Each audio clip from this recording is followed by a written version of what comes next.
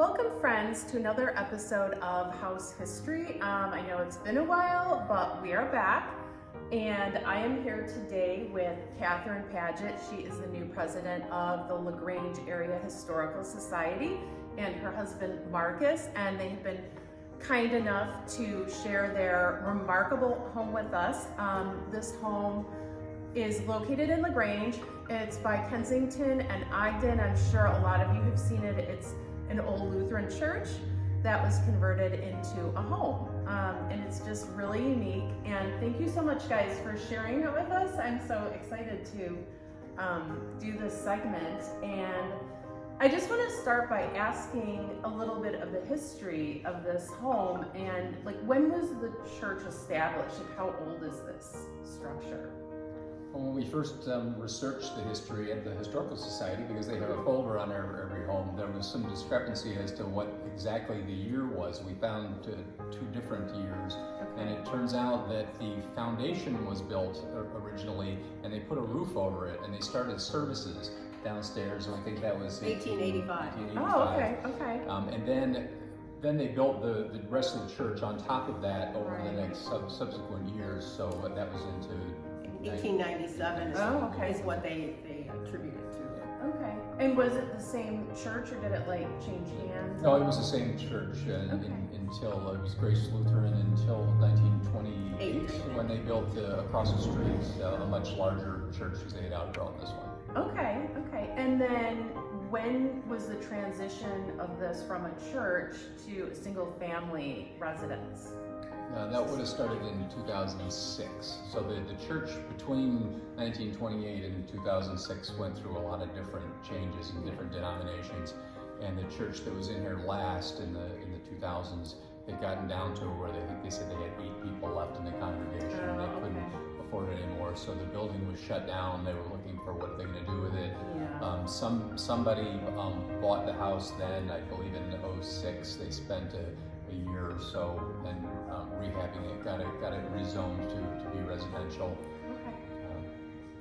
which is good. Otherwise, it probably would have been torn down if they hadn't done that. Right. Now, when did you guys acquire it? Well, Marcus purchased the church in 2012, and I didn't get here until 2016 when we got married on the front stairs of the church. Aww. So it's very special to us. Right? That's gonna be that was something to see, right? Oh, for sure. It was quite a spectacle out there. Yeah. And so you guys have been here ever since. Now, did you do the renovation in here, or was that No, the woman who bought the church back in 2005 or 6, she had a designer work with her and a project manager, Dave Rusich from Western Spring, or Dan Rusich. And he actually worked with the project on the theater as well and some other historic restorations. And so together they all came and decided they're going to strip out all of the common walls that were just plaster, bring it back to some of the original look as far as the rafters here. Yeah. Some things that were covered because that is what you did back then. Right. Worry about the missing bell. So I was, of course, so excited to actually live somewhere where there's a bell tower. Yeah, right. So we climbed to the bell tower, and lo and behold, there's the beam, but no bell. Oh. So the mystery of the bell was where did it go? How could you get a bell out of here? Right. How easy could that have been? Mm-hmm. And the reality is we don't know how they got it actually out of here, except maybe down through a shaft. But it's across the street at the Grace Lutheran Church that's on Kensington on the northeast corner. So it didn't go too far. No, it didn't go far. And that's where most of the church pews were. When we saw pictures of the church, there were, I believe, 14 church pews here originally, so it was small. We have one of them, and the rest of them are across the street at Grace Lutheran Church also. Oh, good. So they found a proper home, and that's very nice. Right. Well, I'm glad they can save those pieces.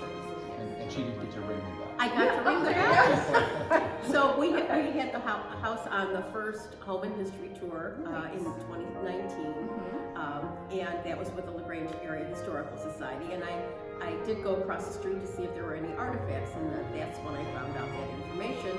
And the pastor at that time says, well, do you want to ring the bell? So that was being thrilled at 3 o'clock in the afternoon on a Saturday. Well,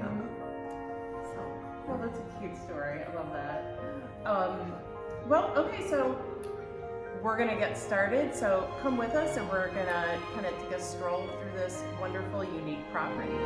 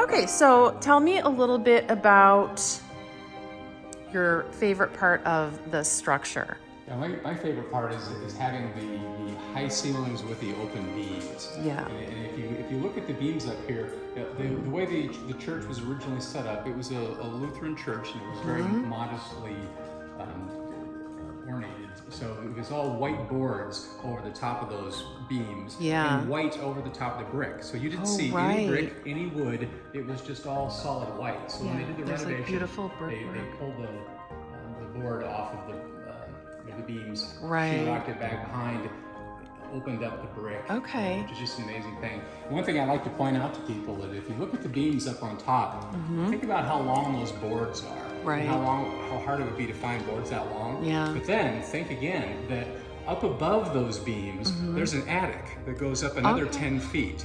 So those boards are much, much longer than they look. Yeah. And that's all old growth wood from turn of the century that you can't get anymore. Yeah. And I'll show, this is how it originally looked. You can see there's no brickwork. So that was it originally.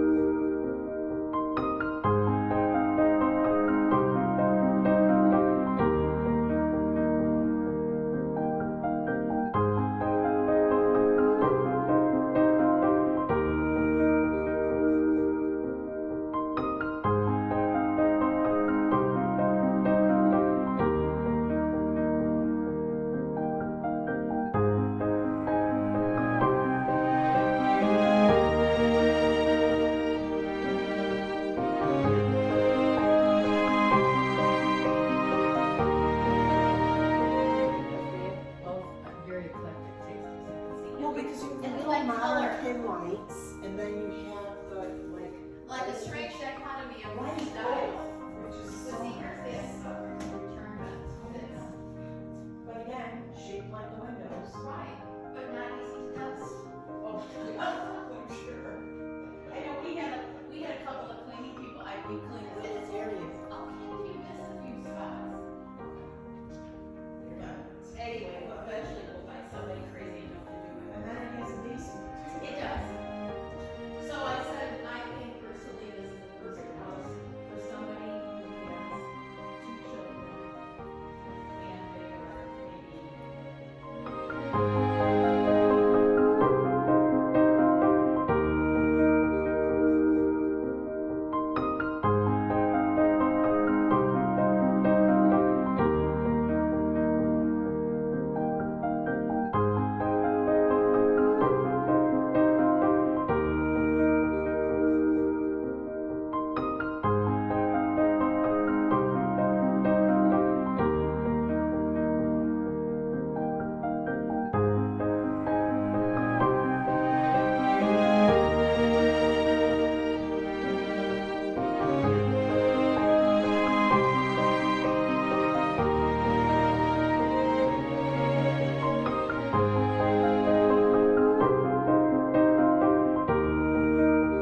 Kitchen here, and then extended this loft over to make the master bedroom. Okay, so this is how the house looked when it was a church.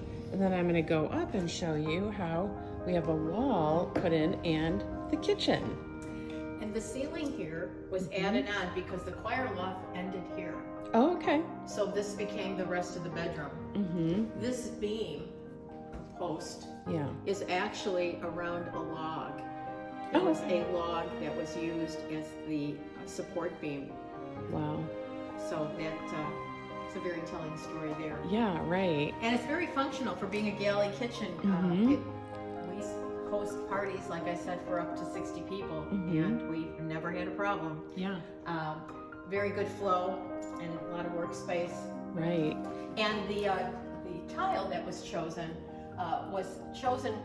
in theme with the stained glass in the windows. Mm-hmm. So it was the squares and the same colors that you see in the stained glass. And also the pendants. And the pendants also, yeah.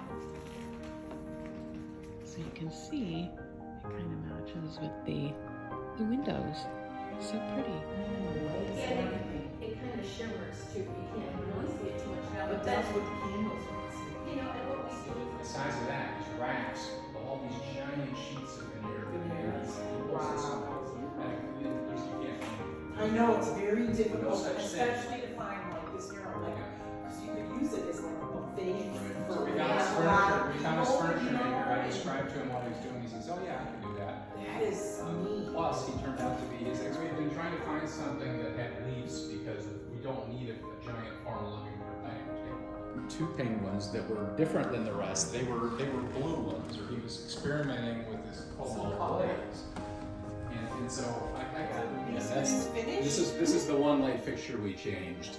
That when the one that was in there broke, we were like looking for something really That's cool really and found that. Tower lighting. Tower lighting. They import hand blown stuff from Italy. And,